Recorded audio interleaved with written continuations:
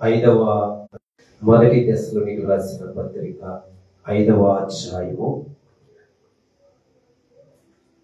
5వ వచనం నుండి చదువుకుందాం.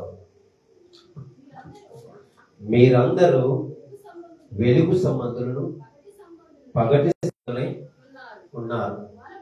మనము చీకటి వారము కావున ఇతరుల వలె నిద్రపోక వెలుగుగా ఉండి మత్తులము కాక ఉందము. నిద్రపోవారు రాత్రి వేళ నిద్రపోతురు, మత్తుగా ఉండేవారు రాత్రి వేళ మత్తుగా ఉండరు. మనము పగటివారమై ఉన్నాము కనుక మత్తులమై ఉండక విశ్వాస ప్రేమను కవచము రక్షణ నిరీక్షణను శిరస్త్రాలను ధరించుకుందాము చాలండి. దేవునికి స్తోత్రం, దేవునికి స్తోత్రం. నేటి జ్ఞానాంశము మెలుగుగా ఉండి ప్రార్థించండి. ఏంటంటే మెలుగుగా ఉండి ప్రార్థించండి. మొదటిగా ఒక విషయం చెప్పని మళ్ళా మనం దేవుని వాక్యంలోకి వెళ్దాం. ఈ యొక్క సృష్టి యావత్తును సమస్తం దేవుడు చేసినటువంటి యొక్క కార్యం ఇదంతా చూస్తే ఎవరి గురించి అంటే మానవుల గురించి. మనం ఎటు చూసినా ఎటువైపు చూసినా సమస్తము దేవుడు చేసిందే మానవుని యొక్క మేలు. అందుచేత దేవుడు సమస్తను ప్రకృతినిచ్చాడు. మనిషికి కావలసినటువంటి ప్రతిదీ కూడా దేవుడు సమకూర్చాడు. మనిషికి ఏది అవసరమో, ఏ సమయంలో ఏది అవసరమో దేవుడు సమస్తము ఇచ్చివేస్తాడు. దానికి మించి ప్రాముఖ్యమైనది ఇంకోటి ఏంటంటే మనందరి కొరకు ఆయన ప్రాణం పెట్టాడు. మనందరి కొరకు ఆయన ప్రాణదానం చేశాడు. మనందరి కొరకు ఆయన రక్తాన్ని చిందించాడు. కనుక మనం ఒకటి ఆలోచన చేద్దాం ఈరోజు. కనుక ప్రతి ఒక్కరి జీవితం కొరకు దేవుడి లెక్క చెప్పాలి. మన కుటుంబం ద్వారా దేవుడికి లెక్క చెప్పాలి. మనం ఏది చేసినా సమయం గురించి, నీవు సంపాదించిన ధనం గురించి, నీ కుటుంబం గురించి, నీ జీవితం గురించి ఒకనాటి దినాన్న దేవుడికి ఖచ్చితంగా లెక్క అప్పచెప్పాలి. ఎందుకంటే దేవుడు సమస్తం ఇచ్చాడు కాబట్టి ఆయనకి అధికారం ఉంది అడగడానికి. ఖచ్చితంగా ఆయన అధికారం ఉంది కాబట్టి ప్రతి ఒక్కరిని కూడా దేవుడు అడగవలసిందే, అడిగి తీరవలసిందే. కనుక మన యొక్క జీవితము, మన యొక్క కుటుంబ జీవితము, మన యొక్క వ్యక్తిగత జీవితము, మన యొక్క సంపద, మన యొక్క సమయము అన్ని కూడా దేవుడు ఖచ్చితంగా అడుగుతాడు. కనుక మనం ఏం చేయాలి? ఈ రోజు మనం అంశం ఏంటి? మెలుగుగా ఉంటే ప్రార్థించండి. ఎందుకు ఈ మాట చెప్పాడు దేవుడు? ఇంకొకటి వచ్చిన పేతురు రాసిన మొదటి పత్రిక ఎందుకు ఈ మాట మనం చదువుతున్నాం? ఓకే, పేతురు రాసిన మొదటి పత్రిక 5వ అధ్యాయము పేతురు రాసిన మొదటి పత్రిక 5వ అధ్యాయము 8వ వచనం చదువుతాం. నిర్భరమైన బుద్ధి గలవారి వెలుగుగా ఉండి మీ విరోధి అయిన అపవాది రక్షించు సింహం వలె ఎవరిని దుఃఖిదామా అని వెలుగుచూ తిరుగుతున్నాడు. అంటే ప్రపంచం అంతా తిరుగుతున్నాడు. ఎవరిని పట్టుకుందామని. ఎవరు పట్టుకుంటాడు? గర్జించు సింహం వలె అపవాది ఎవరిని పట్టుకుంటాడు? క్లియర్గా చెప్తున్నాడు పేతురు భక్తుడు, మీ విరోధి అయిన అపవాది అందరి కొరకు ఆయన తిరుగుతున్నాడు. అంటే ఎవరిని పట్టుకోవాలి? ఎవరిని పట్టుకుంటాడు ఆయన? ఇందాక మనం ఏం చదివాము దశలోని పత్రికలోని వెలుగుగా ఉండి ప్రార్థించండి. వెలుగుగా ఉండి మనం సిద్ధపాటు కలిగి ఉండాలి. మనము నిర్భరము కలిగి బుద్ధి కలిగి మనం ఏం చేయాలంటే వెలుగుగా ఉండి ప్రార్థించాలి. అంటే మనం ప్రార్థన సిద్ధపాటు కలిగి ఉండాలి. కనుక ఇక్కడ మనం ఆలోచించేద్దాము. ఒక విషయము, ప్రాముఖ్యమైన విషయము ఈరోజు మనం నేర్చుకుందాం. ప్రపంచంలో ఏ జంతువైనా, ఏ ఆకాశ పక్షులైనా మనం ఆలోచన చేస్తే ఆకాశ పక్షులంట మనల్ని నిద్ర మేలుకోమని చెబుతాయట. ఎలా చెప్తాయి? ఇగో తెల్లవారింది లేవండి అని ఒక సూచన. అంతే కదండి. మనకేం అర్థమవుతుంది? తెల్లవారింది, నేను లేవాలి. ఈ యొక్క ఆలోచన ఎప్పుడు వస్తుందంటే నువ్వు మెరుగుగా ఉన్నప్పుడు. ఆకాశ పక్షులు కూడా దేవుని స్తుతిస్తూ మనకి కూడా ఒక పాఠం నేర్పిస్తున్నాయి. మీరు ఉదయాన్నే లేవాలి, వేకుజామునే ప్రార్థన చేయాలి, ఉదయకాల సమయంలో ప్రార్థన చేయాలి, దేవుని స్తుతించాలని ఆకాశ పక్షులు మనకు తెలియపరుస్తున్నాయి. ఇంకా చాలా ప్రాముఖ్యమైన విషయం ఏంటంటే, చాలా జాగ్రత్తమైన మాట. ప్రపంచంలో మొదటిగా ఏ జంతువు హతమవుతుందంటే, చనిపోతుందంటే అది చెప్పాలంటే కోడి. అన్నిటికంటే ఎక్కువగా ఈనాటి దినంలో, ఒకనాటి దినంలో, ఒక ఆదివారం జరిగేది, కానీ ఇప్పుడు ప్రతిరోజు కూడా ఆ కోడి చాలా మటుకు చంపేస్తున్నాయి. కానీ ఆలోచన చేస్తే అవంట తెల్లవారుజామున మన పేతురు ఉంటాం కదా, నీవు కోడి కూయక మునిపే ముమ్మారు నువ్వు ఎవరో తెలియదు అంటావు. అంటే కోడి ఏం చేస్తుంది? మనం లేవని, అదే మనం వెలుగు వచ్చేటట్టు అది అరుస్తుంది. తెల్లవారింది అందరినీ, ఊరందరినీ, అందరినీ కూడా లేపుతాయి. అంతేనా? కోడి అందరినీ లేపుతాయి. మీరు నిద్రపోతున్నారా? లేవండి, తెల్లవారింది, ప్రార్థించండి, దేవుని స్తుతించండి. మనకి ఒక కోడి ఒక సూచన ఇస్తుంది. కానీ దాన్ని మనం ఏం చేస్తున్నాం? చాలా మంది చంపేస్తున్నాం. చంపేసి ఏం చేస్తున్నాం? వాటిని తినేస్తున్నాం. ఓకే, ఇది దేవుడు ఇచ్చినటువంటి మరి మనకి తరుణం అంటారు. కానీ ఇక్కడ ఆలోచన చేద్దాం. అవి వేకుజామునే లేచి,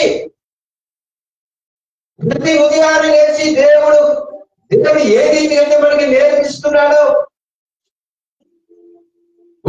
ఒక కోడి ఏం చెప్తుందంటే, తెల్లవారిది లేవండి,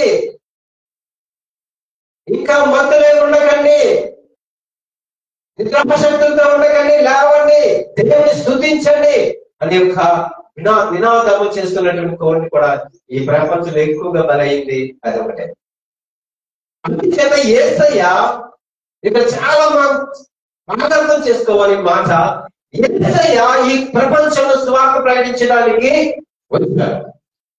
అందరినీ ప్రకటించాలని, అందరినీ విశ్వాసంలో నడిపించాలని, అందరినీ కూడా దేవుని రాజ్యంలో ప్రతి ఒక్కరు కూడా ఉండాలని ఒక ఉద్దేశంతో అందరికీ ఒక సువార్త ప్రకటించబడుతుంది.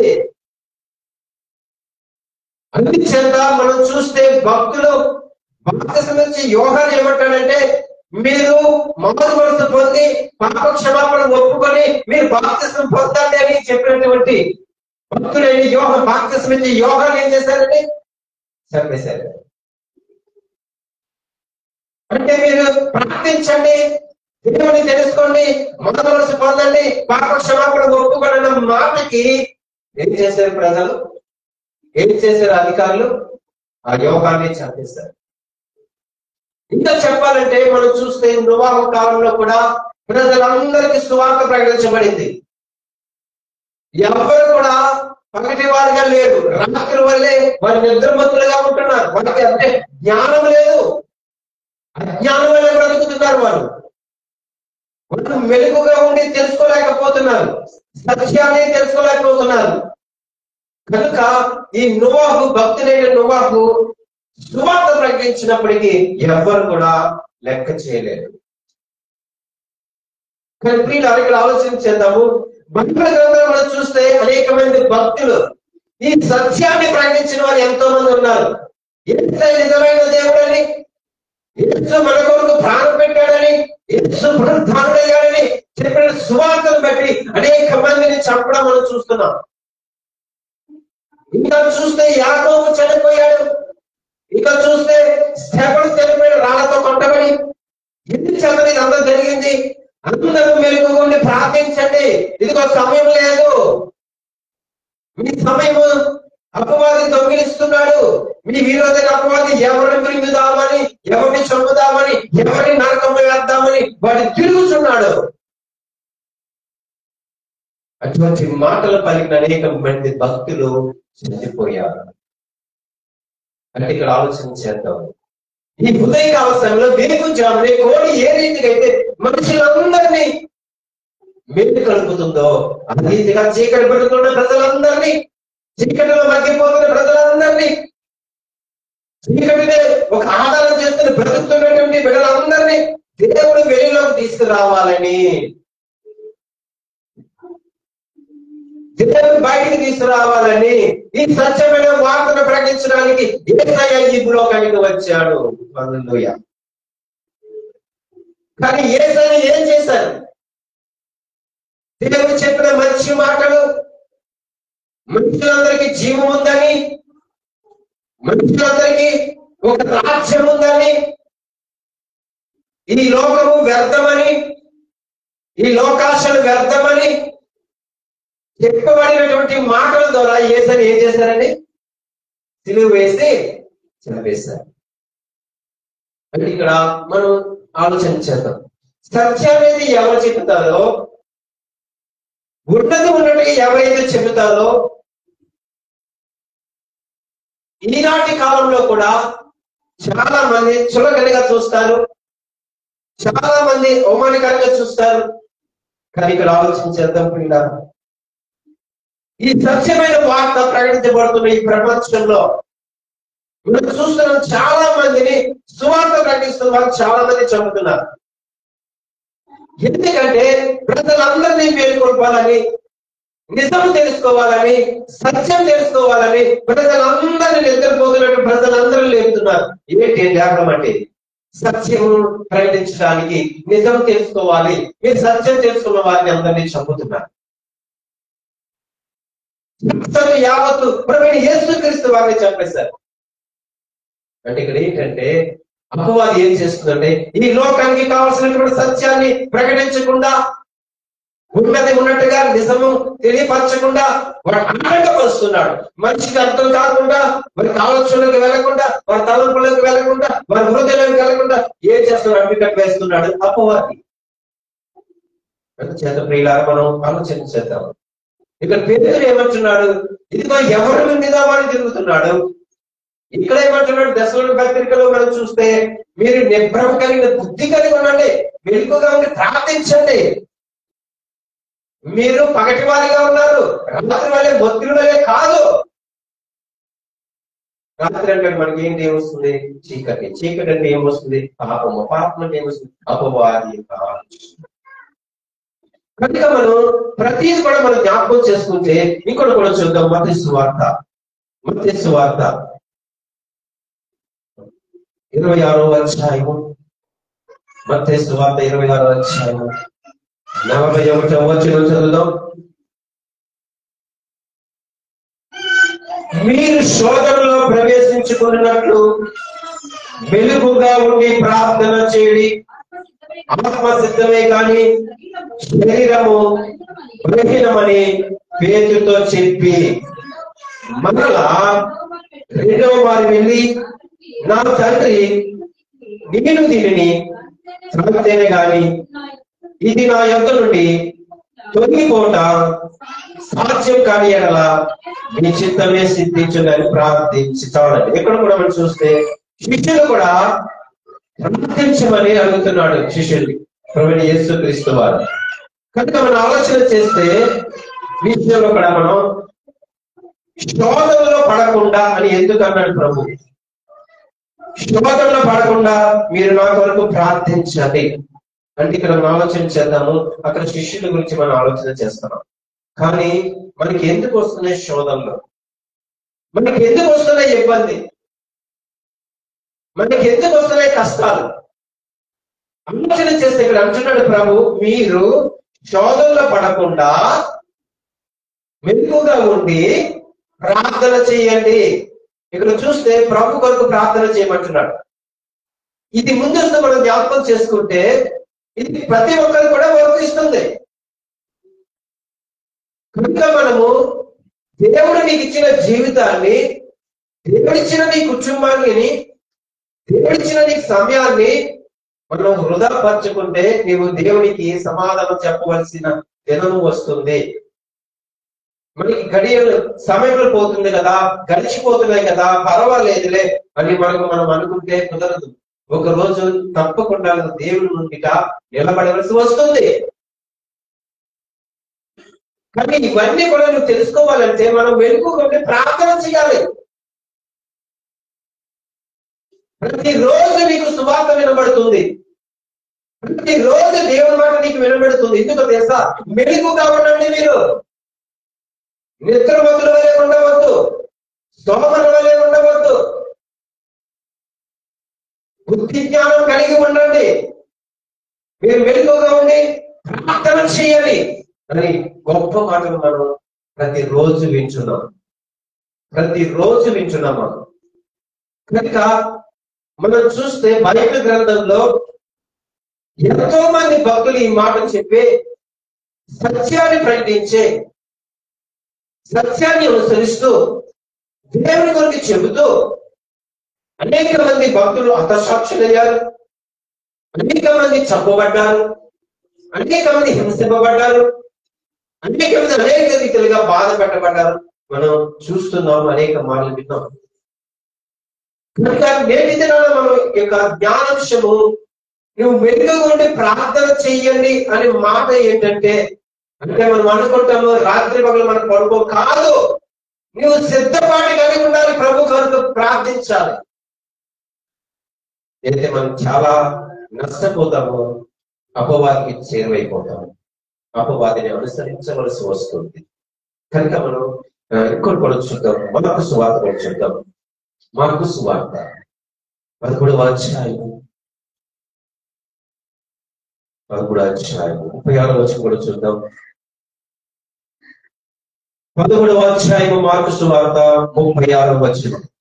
ఆయన అకస్మాత్తుగా వచ్చి మీరు నిద్రపోచుండుట చూచినేమో, కనుక మీరు మెలకుగా ఉండుడి.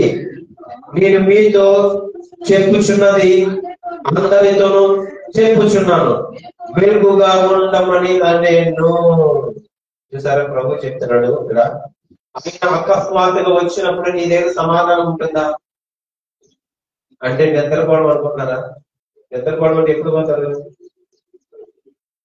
దేవుడి వాక్యం వినకుండా, దేవుడి మాటలు వినకుండా,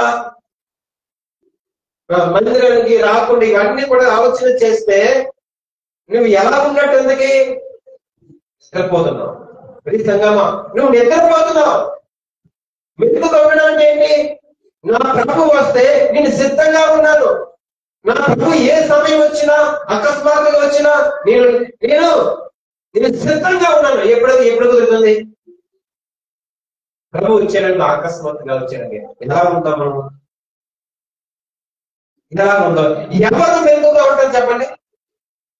ఎవరు దేవుడి కొరకు మెలుగుగా ఉంటారు? ప్రార్థన చేసేవారు, దేవుని స్తుతించేవారు, దేవుని కనపరిచేవారు, క్రమం తప్పకుండా ప్రార్థించేవారు.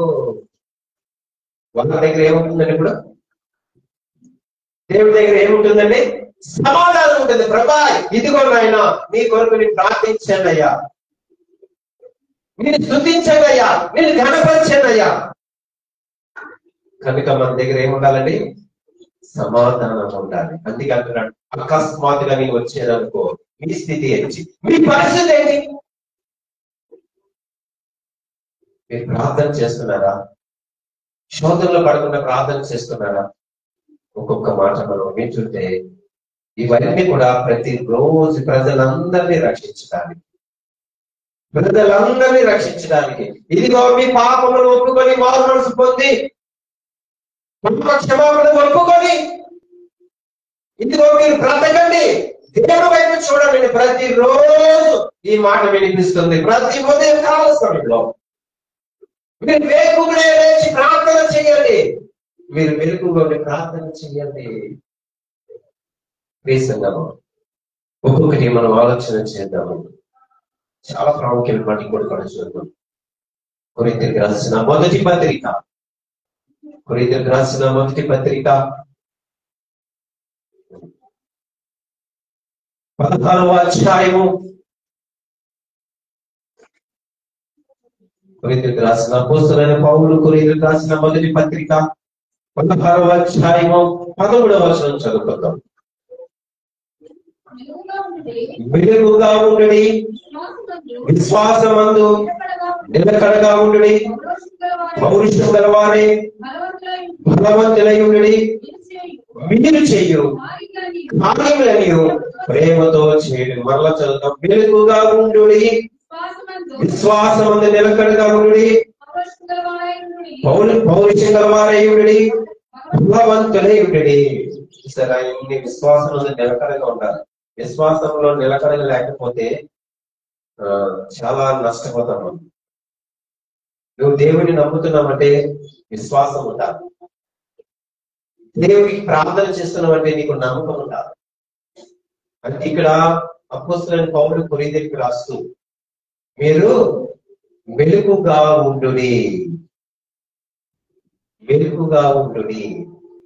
ఎట్లా? ఎక్కడ ఎక్కడ ఎక్కడ సంఘానికి చెప్తున్నాడు అపోస్తలుడైన పౌలు. ఒక సంఘానికి చెప్తున్నాడు. మీరు ఎలా ఉండాలో తెలుసా? మొదటి ఏంటో తెలుసా? మీరు వెలుగుగా ఉండి ప్రార్థన చెయ్యండి. అంటే ఇక్కడ అర్థం ఏంటి? మనకి వెలుగుగా అంటే మనకి వెంటనే మనకు ఆలోచన ఏమొస్తుంది అంటే రాత్రుల్లో ప్రార్థన చేయాలా? కాదు. ప్రార్థన చేసిన సమయాన్ని నువ్వు దొంగిలిస్తున్నావు. నేను ప్రార్థించిన సమయంలో దేవుడు నువ్వు ఏం చేస్తున్నావు? నువ్వు దొంగిలిస్తున్నావు. అక్కడే చెప్తున్నాడు, మీరు వెలుగుగా ఉండి ప్రార్థించండి. దేవుడి నీకు ఇచ్చిన సమయాన్ని ప్రార్థించు, దాన్ని ఉపయోగించుకో. ఇది మాట. తర్వాత ఒకవేళ నువ్వు ప్రార్థించలేకపోతే, సమయాన్ని నువ్వు దుర్వినియోగం చేసుకుంటే, సమయాన్ని వ్యర్థపరచుకుంటే, ఇప్పుడు అంటున్నాడు విశ్వాసంలో నిలకడగా ఉండు. అంటే మీరు ఏమన్నారు? విశ్వాసంలో నిలకడగా ఉండరు. మీరు ప్రార్థన చేయనప్పుడు, మెలుగుగా ఉండి ప్రార్థన చేయనప్పుడు, మెలుగుగా లేనప్పుడు ప్రార్థన చేయనప్పుడు ఈ దేవుడి సమయం నుంచి నువ్వు దొంగిలిస్తున్నావు. ఇప్పటి వరకు ఏదో మెలుగుగా ప్రార్థించినాడంటే ఏదో రాత్రి కాదు. అది కాదు. దేవుడు నీకు సమయం ఇస్తున్నాడు. నీకు తెలుసు, అది మనందరికీ తెలుసు. అది ఏ సమయం నీకు తెలుసు? ఈ సమయం నీకు తెలుసు. ప్రార్థించాలని తెలుసు, దేవుని స్తుతించాలని తెలుసు. ఈ సమయంలో ఈ దినాన మందిరానికి వెళ్ళాలని నీకు తెలుసు. కానీ ఈ సమయాన్ని మనం ఏం చేస్తున్నాం? దొంగిలిస్తున్నాం. అందుకంటాడు పౌలు అంటున్నాడు, వెలుగుగా ఉండి ప్రార్థించండి.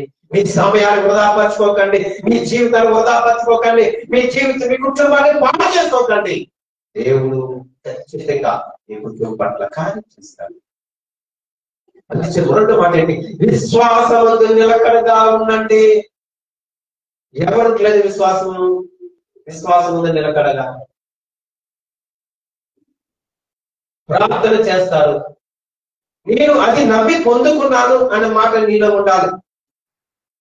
ఏదో చేస్తున్నాను, నేను క్రైస్తవుని కదా, నేను దేవుని బిడ్డను కదా, నేను బాప్తిసం తీసుకున్నాను కదా, అంటే ఎవరైనా నన్ను అడుగుతారు, నేను ప్రార్థన చేయకపోతే ఎవరైనా నన్ను చూస్తారు, నేను మందిరానికి. ఇది కాదు, అది కాదు విశ్వాసం ఉండేదండి. ఆ మనసు మనకు ఉండకూడదు. ఆ మనసు మనకు ఉండకూడదు. దేవుడు నీకు ఇచ్చిన జీవితాన్ని బట్టి, దేవుడు నీకు అన్ని సమకూర్చాడు కాబట్టి ఇది జ్ఞాపకం చేసుకో. మనం ఎన్నో మాటలు చెప్పుకుంటున్నాం, ఎన్నోసార్లు మనం చెప్పుకుంటున్నాం. ఒకరి దీనస్థితి ఎలా ఉంటుందంటే, ఒకరి పరిస్థితి ఎలా ఉంటుందంటే, ఒకరికి కాలు లేకపోతే కాలున్న వారిని చూస్తే అయ్యో బ్రహ్మా నాకు కూడా ఉంటే బాగుండదు అనిపిస్తుంది. చెవిటి వారంట అయ్యో ఎదుటి వారే నాకు వినిపిస్తే నాకు బాగుండదు అనిపిస్తుందంట. కళ్ళు లేని వారు, మూగవారు, అంగవైన వారు, వీళ్ళందరినీ చూసేటప్పటికి వారికి ఏమనిపిస్తుందంటే అయ్యో దేవా వారికి ఎంత ఆరోగ్యం ఇచ్చావయ్యా, ఎంత ఆరోగ్యం ఇచ్చావయ్యా. అయ్యా కాళ్ళు లేక నేను నడవలేకపోతున్నానయ్యా, అయ్యా కళ్ళుండి కూడా నేను చూడలేకపోతున్నానయ్యా, చెవులుండి నేను వినబడలేకపోతున్నానయ్యా, వింటలేదయ్యా. నోరుండి మాట్లాడలేకపోతున్నాడు అయ్యా. ఇప్పుడు చెప్పండి, దీన్ని బట్టి మనకి ఏమర్థమవుతుంది? ఏమర్థమవుతుంది? దేవుడు మనకి ఇచ్చిన సమస్తం ఇచ్చాడు కదా, దేవుడు మనకి సమస్తం ఇచ్చాడు కదా, దీనిని బట్టి దేవుని మహిమపరచాలి. మన అవయవాలు పాడు చేసుకోకూడదు. ఈ దేహమే దేవుని ఆలయం మనం చెప్పుకున్నాం కనుక మనం ఆలోచన చేద్దాం ఈ విషయంలో కూడా. ఇక్కడ ఇంకో మాట ఏమంటున్నాడంటే పౌరుషం ఉంటుందంట. ఎవరికి ఉంటుంది పౌరుషం? ఎందులో పౌరుషం ఉంటుంది? పనికిరాని విషయంలో చెప్పట్లేదు. పౌరుషం ఎప్పుడు వస్తుంది? ఎప్పుడు వస్తుందండి? మీరు పౌరుషం గల వారే ఉండేది. ఎప్పుడు వస్తుంది పౌరుషం? ఏదో ఇంట్లో ఏదో ఎవరని ఎవరేదో అన్నారని పౌరుషం పౌరుషం అది కాదు. ఆ విషయం నుంచి చెప్పట్లేదు. ఇక్కడ ఎవరు ఉంటారంటే ఎవరైతే మెలుగునప్పుడు ప్రార్థిస్తారో, విశ్వాసం నిలకడగా ఉంటారో, నమ్మిక ఉంచుతారో, ప్రభు పట్ల ప్రార్థిస్తారో వారు ఎలా ఉంటారంటే పౌరుషం. పౌరుషం గల వారిగా. ఇంకో మాట, బలవంతులై ఉండుడి. బలవంతులై ఉండుడి. ఇవన్నీ కూడా ఎప్పుడు వస్తాయంటే నువ్వు మెలుగుని ప్రార్థించినప్పుడే. కానీ ఆ సమయం నువ్వేం చేస్తావు? అందుకే అంటాడు, మీరు రాత్రి వారు కాదు, రాత్రి మొత్తుగా పడుకుంటారు కదా, అటువంటి వారు కాదు మీరు. అటువంటి వారు కాదు. ఏంటి దీనికి సంబంధించింది? మీరు చీకట్లో ఉండిన వారు కాదు. మీరెవరో తెలుసా? మీరెవరో తెలిసిన వెలుగు సంబంధులు. మీరు పగటి వారే ఉన్నారు. పగటి ఉంటే మనకి ఏమొస్తుంది? వెలుగు కనబడుతుంది కదా.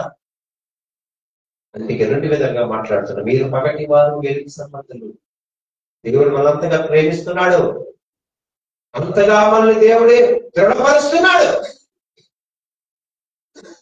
అందుకే ఇక్కడ ప్రభు స్వయాన్ని తన శిష్యులు చెప్పాడు, ఇదిగో నేను వెళ్తున్నాను తండ్రిని ప్రార్థిస్తాను, నా కొరకు ప్రార్థన చెయ్యాలి అని బ్రతిమాలాడు. ఎందుకు బ్రతిమాలాడు? అక్కడ నేర్పిస్తున్నాడు. మరి మేము ప్రతిరోజు ప్రార్థన చేస్తాము.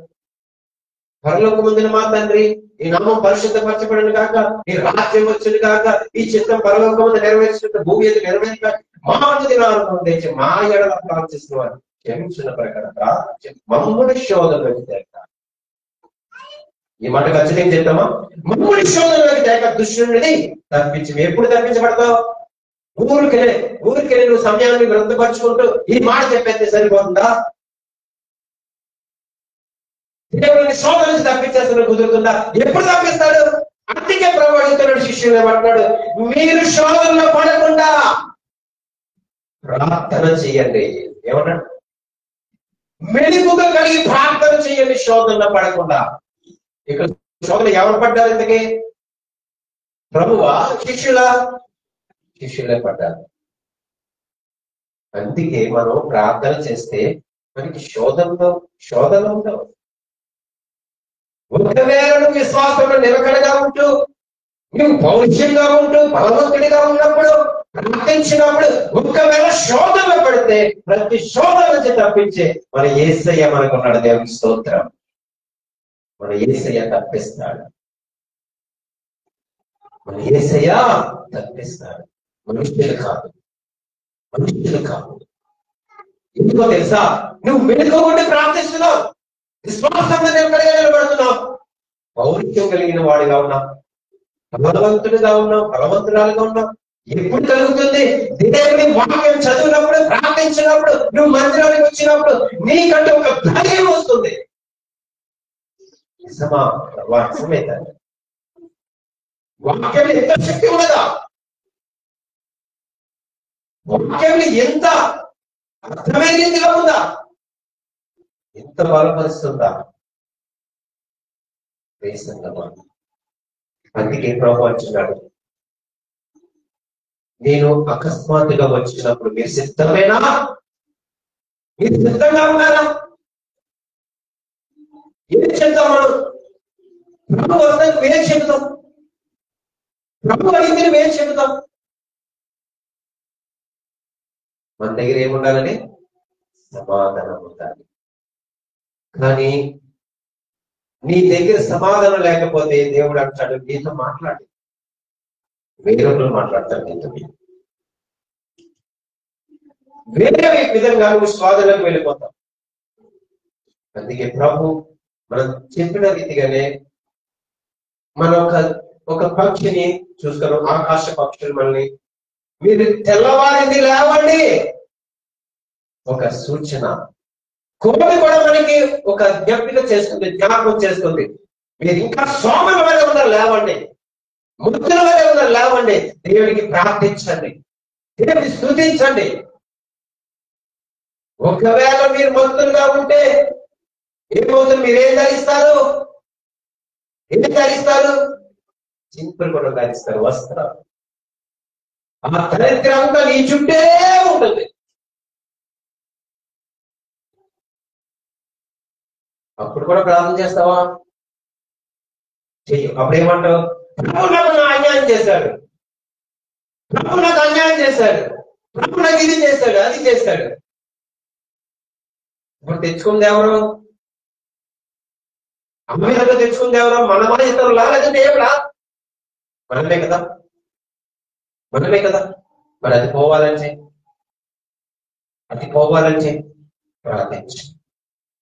ప్రార్థించు, వెలుగుని ప్రార్థించు. జాగ్రత్త. ప్రార్థన చేసే సమయాన్ని వేరు చేస్తున్నావు. సమయాన్ని ఎవరికి ఇస్తున్నావు? ఏం చేస్తున్నావు? ఎవరితో మాట్లాడుతున్నావు? దొంగిలిస్తున్నావా సమయాన్ని? మీరు దొంగిలించకుండా, సమయాన్ని వృధా పరచుకోకుండా, ఆ సమయాన్ని సద్వినియోగం చేసుకుని మేలుకోకుండా ప్రార్థించండి. మీరు శోధనలో పడదు.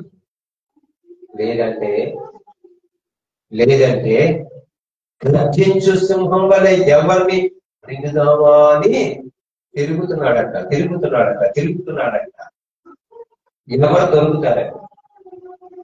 ఎవరు దొరుకుతారని తిరుగుతున్నాడు. కనుక మనం వెలుగు కొట్టి ప్రార్థిస్తాం. విశ్వాసం అందు నిలకడగా ఉంది. నిలబడ్డం నేర్చుకోకూడదు. నిలబడ్డం నేర్చుకోతే ఏముందో. ఎప్పుడు నిలబడతాం? ఎప్పుడు కూర్చునే వాళ్ళే ఉంటామా? ఎప్పుడు నిలబడతాం? విశ్వాసం ఎప్పుడు నిలకడగా ఉంటాం మనం? ఎప్పుడు వస్తుంది నిలకడ? ఎప్పుడు వస్తుంది నువ్వు ధైర్యం నిలబడడానికి? దేవుని వాక్యం నీలో ఉన్నప్పుడు. అది ఎప్పుడైతే నీకు దూరం అయిపోతుందో, దాని నుంచి నువ్వు దూరం అయిపోతావో, దేవుడి నుంచి నువ్వు దూరం అయిపోతావో, నువ్వు నిలబడలేవు. నీ కాలు అసలు నిలబడవు. ఎక్కడికి పరిగెడతాయి నీ కాలు? ఎక్కడికి పరిగెడతాయి? లోకం వైపు పరిగెడతాయి. కనుక మనం ఈ సత్యాన్ని మనం గ్రహిద్దాం. ప్రతిరోజు ప్రభు నీతో మాట్లాడుతున్నాడు. నీతో నేను మాట్లాడాలని ఆశపడుతున్నాను అంటున్నాడు. మీరు మెరుగుకొని ప్రార్థిస్తారా? ఇదిగో గ్రంథాన్ని చదవండి. నేను మీతో మాట్లాడాలని ఆశపడుతున్నాను. దేవుడు ఎలా మాట్లాడతాడు? ఊరికి వచ్చేసి లే నాన్న, కుమార్తె, కుమారుడు, లే నీకు ఇది జరుగుతుంది మాట్లాడతాడు దేవుడు? నీకు ఇది జరిగిపోతుంది, అది జరుగుతుంది, నీకు ఇది జరుగుతుంది, సోది చెప్పించుకుంటారా? దాన్ని ఏమంటారు? బైబిల్ గ్రంథం నీతో మాట్లాడుతుందని నువ్వు చదివితే, ఇది దేవుడు నాతో మాట్లాడుతూ గ్రహించగలవు. గ్రహిస్తావు ఖచ్చితంగా. నీతో మాట్లాడని గ్రంథం చదువు. ఎవరో మాట్లాడని చెప్పింది కాదు, ఎవరో ఏదో చెప్పారని కాదు. నువ్వు గ్రంథం చదువు. దేవుడు నీతో మాట్లాడతాడు. నీ దగ్గర ఉంది కదా, బైబిల్ నీ దగ్గర ఉంది కదా, దేవుడు నీతో మాట్లాడతాడు. నీ జీవితాన్ని సరి చేస్తాడు, నీ కుటుంబాన్ని బాగు చేస్తాడు, నిన్ను బాగు చేస్తాడు, నీకు మంచి ప్రవర్తన నేర్పిస్తాడు. బైబిల్ గ్రంథం చదువు, నీకు అర్థమవుతుంది. ఎప్పుడైతే నువ్వు బైబిల్ గ్రంథం చదువుతావో, బాగా దీన్ని జ్ఞానిస్తావో, నీ వాక్యాన్ని హృదయంలో పెట్టుకుంటావా, ఇప్పుడు నువ్వు దేవుడితో మాట్లాడడం ప్రారంభిస్తావు. ప్రభు నాకు ఎందుకు చెయ్యి నువ్వు చేస్తావయ్యా, ఎందుకు బాగు చేయవు, నన్ను బాగు చేస్తావయ్యా, నా కుటుంబాన్ని రక్షిస్తావయ్యా, ఎందుకంటే ఎప్పుడు అనుకో, ఎప్పుడు మాట్లాడు దేవుడితో. దేవుడు మాట్లాడు వినవు, నీవు మాట్లాడు.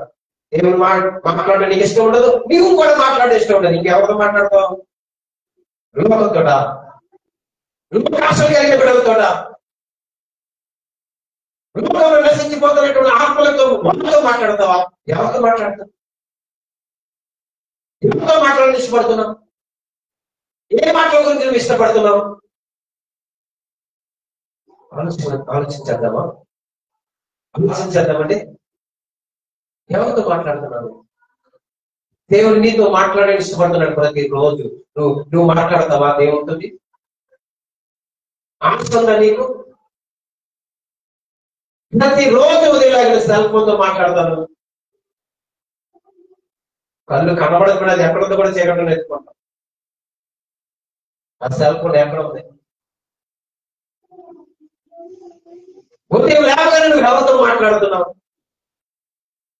ప్రతిరోజు దేవుడు నీతో మాట్లాడిన ఆశపడుతున్నాడు. నా ప్రియకుమారుడా, నా ప్రియకుమార్తె, నా మాట వింటావా? ఇదిగో నా మాట వింటే నువ్వు బ్రతుకుతావు. నా మాట వింటే నువ్వు బ్రతుకుతావు. ఒక మంచి ప్రవర్తన కలిగి నువ్వు జీవిస్తావు. నీ మనసు మారుతుంది, నీ హృదయ స్థితి మారుతుంది, నీ హృదయ తలంపులు, హృదయ ఆలోచనలు మారుతాయి. కనుక నీతో మాట్లాడను నేను ఇష్టపడుతున్నాను. నీకు ఇష్టమేనా వినడానికి? నీతో మాట్లాడ ప్రతిరోజు ఇష్టపడుతున్నాను. నీకు ఇష్టమేనా ప్రియకుమార్తె? ప్రతిరోజు దేవుడు తన రెండు చేతులు చాచి నశించిపోతున్న ఆత్మల గురించి ఎదురు చూస్తున్నాడు. ఓకే, జాగ్రత్తగా మనం ఉండాలి. అందుకే జాగ్రత్తగా ఉండి మెలుగుగా ఉండి ప్రార్థించండి. ఎందుకు ఈ మాటలు? మెలుగుగా ప్రార్థించడం అంటే జాగ్రత్తగా ఉండడం ఏంటి? మీరు చెప్పండి, దీనికి అర్థం ఏంటి? మీరు జాగ్రత్తగా ఉండి మెలుగుగా జాగ్రత్త ఎందుకు చెప్తారు? దేవుడు నేను ఎత్తుకుపోతాడు. ఎవరు? అపవాది.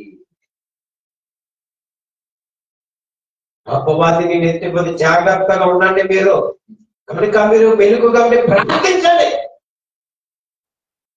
వాడు పారిపోతాడు. మోకరించండి, వాడు పారిపోతాడు. మోకరించండి, వాడు మీ యొద్ద నుంచి పారిపోతాడు. అంతేగాని ఏదో రెండు మాటలు పలకండి. ఎక్కడించుకోండి ఏం పోవడం. ఆశమాష అనుకున్నారు అపవాది అంటే. మనిషి అనుకుంటున్నారా? వాక్యాలు తెలిసినటువంటి ఏమంటారు? నీకు కూడా తెలియదు. ఒకటే తెలుసు, ప్రభా హల్లెలూయా స్తోత్రం ఇయ్యమని తెలుసు, కానీ వాక్యాలు ఎక్కడ ఎవరు తెలుసు? అందుకే జాగ్రత్తగా ఉండి ప్రార్థించండి. మీ విరోధి అయిన అపవాది గర్జించు సింహం వల్లే ఎవరిని మృంగుదామని తిరుగుతున్నాడంట. ఒకవేళ వాడి వలలో పడితే మన జీవితం నాశనం అయిపోతుంది. కనుక దేవుడు నీకు చక్కటి జీవితాన్ని ఇచ్చాడు, చక్కటి కుటుంబాన్ని ఇచ్చాడు. ఒకవేళ దాన్ని వ్యర్థపరచుకుంటే చివరి మాట, ఒకవేళ సమయాన్ని ఆ జీవితాన్ని నువ్వు వ్యర్థపరచుకుంటే నువ్వు దేవునికి సమాధానం చెప్పాలి.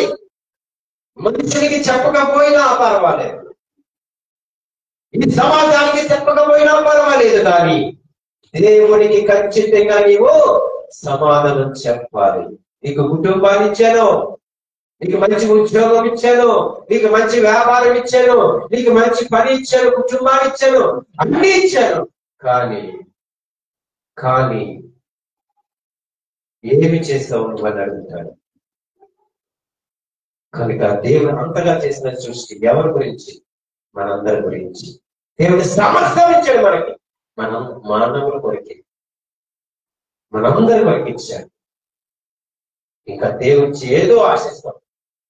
ఇచ్చిన దాన్ని బట్టి మనం ఎప్పుడు కూడా కృతజ్ఞత స్తుతులు చెప్పము. దేవా ఎన్ని ఇచ్చావయ్యా నా కొరకు వందనాలే. కానీ ఈరోజు మనం ఒక విషయం నేర్చుకొని మనం వెళ్దాం. మనం ఏం చేయాలని వెనుకగా ఉండి ప్రార్థన చేద్దాం. శోధనలో పడకుండా మనం ప్రార్థన చేద్దాం. ఈ సత్యమైన సువార్త ఎక్కడైతే ప్రకటింపబడుతుందో ప్రతిరోజు కూడా ఈ మాట మనకి సెలవిస్తుంది. మీరు మేలుకొని లేచి ప్రార్థన చేయండి, ఉదయకాలంలో ప్రార్థించండి. మరి ఏం చేద్దాం మనకి నుంచి మనం మన శోధంలో పడకుండా, చాలా ఇబ్బందులు పడకుండా మనం వెలుగుగా ఏం చేద్దామండి? ప్రార్థన చేద్దాం. ప్రార్థన పరిస్థితిని మారుస్తుంది కదా. దేవుని స్తుతించడం వల్ల మన స్థితి మారుతుంది. ప్రార్థన ప్రతి పరిస్థితిని మారుస్తుంది. దేవుని స్తుతించడం వల్ల మన స్థితిగతులు మారుతాయి. కనుక ఈ మాట మనం జ్ఞాపకం చేసుకుంటాం. ఈనాటి జ్ఞానంలో మనం ఉన్న మాట వెలుగు నుండి ప్రార్థించాలి. కనుక నువ్వు ఏ సమయాన్ని వృధాపరుచుకుంటున్నావు, దేవుడికి ఇవ్వాల్సిన సమయాన్ని నువ్వు వ్యర్థపరుచుకుంటున్నావు జ్ఞాపకం చేసుకుంటావు. ఆ సమయం ప్రార్థించు. దేవుడికి ఖచ్చితంగా అద్భుతంగా ఆయన నీతో మాట్లాడతాడు. ఏ మాట్లాడాలో ఆయన నీకు తెలియపరుస్తాడు. ఎలా ఉండాలో ఆయన నేర్పిస్తాడు. కనుక మనం అందరం ఏం చేద్దామండి? మనం జాగ్రత్త పడి నిర్భరమైన బుద్ధి కలిగి విశ్వాసంలో నిలకడగా ఉంటూ మనం పౌరుషం కలిగి బలవంతులై ఉండి మనం ఏం చేద్దామండి? ప్రార్థన చేద్దాం. నువ్వు ప్రార్థించకుండా మనం దేవుని కార్యాలు చూడలేము. దేవుని కార్యాలు ఎన్నటికీ చూడను. ప్రార్థిద్దాం. మన కుటుంబం కొరకు ప్రార్థిద్దాం. సంఘముల కొరకు ప్రార్థిద్దాం. మన కుటుంబం అందరి కొరకు ప్రార్థించుద్దాం. ప్రార్థనే మనకు ఆయుధం. నువ్వు యుద్ధం చేయాలన్నా నువ్వు యుద్ధం చేయాలన్నా నీలో ప్రార్థన ఆయుధం ఉండాలి. అప్పుడే యుద్ధం చేయాలి. కనుక మెలుగుబడి ప్రార్థన చేద్దాం.